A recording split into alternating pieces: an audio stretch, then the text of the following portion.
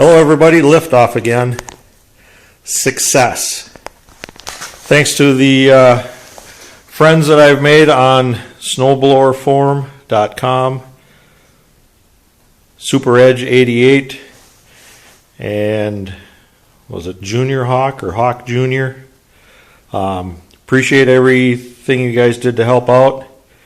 Got the LED lights hooked up, working quite well. Bridge rectifiers with capacitors. Only went with a 100, whatever the technical term is, capacitor. Two of them hooked in parallel. Did not go with the larger one like Hawk did. So I figured to try it out, see how it worked. Supposed to get snow a little bit on Tuesday. Today is Sunday. So we'll see how it works. But it's daylight out, so I just used my garage to get things set up. But worked out pretty well. I'm very happy. Again, thank you to all that assisted on the forum. Have a good day.